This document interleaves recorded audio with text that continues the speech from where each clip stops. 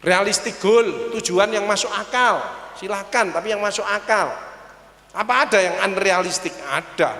Pasien saya kanker payudara, metastase liver, metastase otak, metastase paru.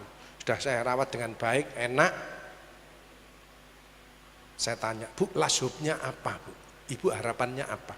Kalau bisa saya lihat anak saya wisuda, Pak Agus. Oh, insya Allah, Bu. Nah, anaknya sekarang di mana? Anak saya masih TK, Pak Agus.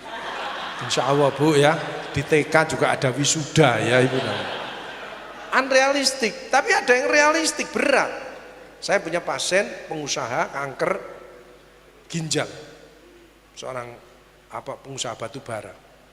Dia kalau perusahaannya di handphone 5, dia posisi tidur, metastase otaknya dioperasi berapa kali tetap jebrot terus, ya.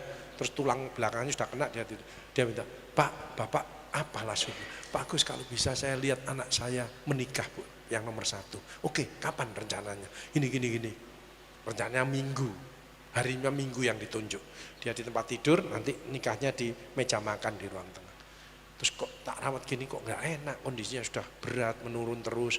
Pak, saya izin ya, saya ajukan Jumat ya. Gimana? Gitu Pak Agus. Iya, wis enak.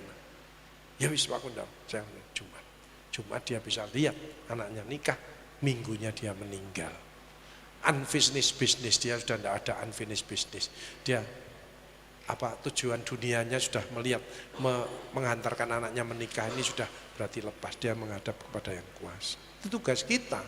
Banyak saya di rumah sakit itu pernikahan di rumah sakit karena kondisinya, yaitu seorang ibu sakit kok tambah berat, ternyata sumbernya adalah mikiri anaknya tidak nikah. Kena sakit supaya ngono itu tambah turun tambah banyak yang seperti itu. Makanya Allah serahkan pada Allah, nyuwun sama Allah. Maka tugasnya ibu-ibu ini terus minta yang terbaik untuk muridnya, untuk keluarganya, untuk dirinya sendiri. Itu selalu, ojo putus asa. Orang tidak mau berdoa itu sombong dia. Next. Nah ini waktu next. Kalau next yang tidak jalan itu berarti belum fokus, ya. Berarti itu sisa-sisa stres, ya. Ini waktu memberi motivasi di Dansesko Angkatan Darat, ya. Dansesko semua angkatan, ya, di Bandung, calon-calon jenderal. Saya kasih masukan. Next. Jadi stress management itu harus stress release, activity, helpful. Pasti dia happy seperti panjenengan sekarang. Apa sih happy itu? Satu, mensyukuri. Kedua, tidak sensi. Ketiga apa? Tidak membenci. Ada yang, Pak Agus, aku tidak bisa memaafkan orang itu, Pak Agus. Tidak tahu, mungkin dia terlalu tersinggung, sakit hati dan lain sebagainya. Enggak apa-apa, Bu, urusannya ibu itu. Tapi ibu tahu bahwa risikonya nanti ibu tulangnya keropos, muncul diabetesnya, muncul kankernya, muncul jantungnya dan karena menekan terus. Stres itu mengeluarkan hormon-hormon yang tidak bagus, semua amburadul. Makanya pikiran itu 70% sendiri.